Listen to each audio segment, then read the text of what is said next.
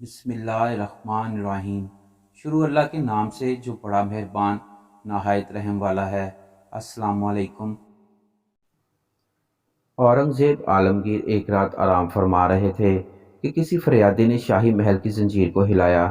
یہ زنجیر اس مقصد کے لیے لٹکائی گئی تھی تاکہ جو فریادی شہنشاہ کے حضور آنا چاہے وہ زنجیر ہلا دے تاکہ شہنشاہ کو پتہ چل جائے۔ زنجیر ہلی تو اورنگزیب عالمگیر فوراً اکیلے دروازے پر تشریف لے آئے اور حکم دیا کہ فریادی کو حاضر کیا جائے۔ تھوڑی دیر بعد ایک ضعیفہ کو حاضر کیا گیا۔ ضعیفہ نے آداب شاہی بجا لانے کے بعد عرض کیا، حضور میں رام نگر سے جو آگرہ سے 15 میل پر ہے آ رہی ہوں۔ میری ایک جوان بیٹی ہے جس کی منگنی میری خوشی سے ایک رشتہ دار سے ہو چکی ہے۔ گاؤں کے زمیندار کا بیٹا میری بیٹی سے شادی کرنا چاہتا ہے۔ میں نے انکار کر دیا ہے، لیکن اس نے ارادہ کر لیا ہے کہ وہ زبردستی میری بیٹی کو اپنی ہوس کا نشانہ بنا دے گا۔ میں بیوہ اور غریب ہوں، وہ طاقتور زمیندار ہے، کس طرح اس کا مقابلہ کر سکتی ہوں؟ اورنگزیب عالمگیر نے کہا، گھبراؤ نہیں، اس کا انتظام کر دیا جائے گا۔ ضعیفہ نے کہا، مجھے آج خبر ملی ہے کہ آج رات وہ اپنے دوستوں کی مدد سے زبردستی میرے گھر کے اندر میری بیٹی کو نکال کر لے جائے گا، اور مجھے یقین ہے کہ ایسا ہو جائے گا۔ میں یہی سنتے ادھر بھاگ آئی ہوں اور ضعیف پیری یہاں تک پہنچ سکی ہوں۔ آپ انتظام فرمائیں گے مگر بے سود، جو ہونا چکا ہوگا وہ ہو گیا ہوگا یا عنقریب ہو جائے گا۔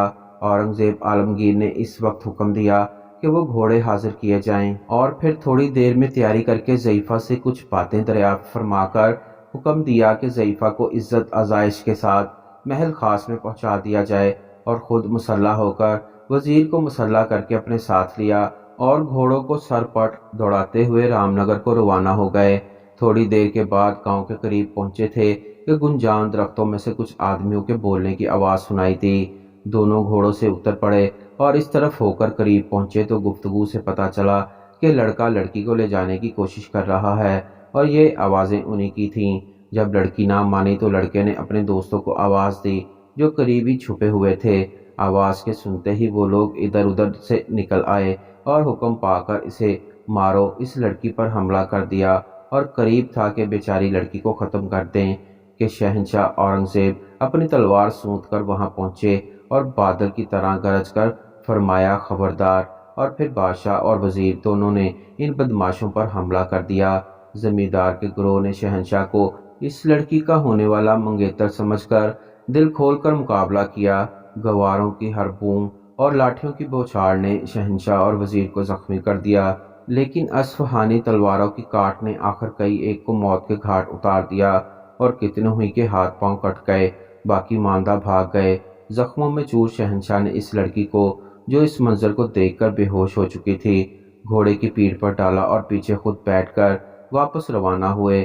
وزیر بھی زخموں سے نڈھال ہو چکا تھا، بادشاہ بھی سنبھالے ہوئے جا رہے تھے۔ شہنشاہ آگرہ کے قلعے میں داخل ہوئے، اس لڑکی کو اس کی ماں کے سپرد کیا، اور اس وقت طبیبوں کو طلب فرمایا اور انہیں حکم دیا کہ وزیر کی مرہم پٹی کی جائے۔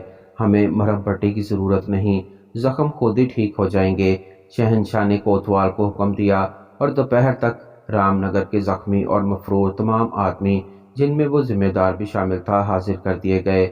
شہنشاہ نے حکم فرمایا کہ ہماری اور وزیر کی طرف سے کوئی استغاثہ ان کی ذات پر نہیں، ہم نے اپنا جرم معاف کر دیا۔ ہاں، اس مظلوم بڑھیا اور اس کی لڑکی پر جو ظلم ہوا اس کی حسب قانون سزا دی جائے۔ ضعیفہ کو 500 اشرفیاں اور اورنگزیب عالمگیر نے اپنے خزانے شاہی سے دلوائیں، اور جب اس لڑکی کی شادی ہوئی تو شہنشاہ اس شادی میں باقلم خود شریک بھی ہوئے۔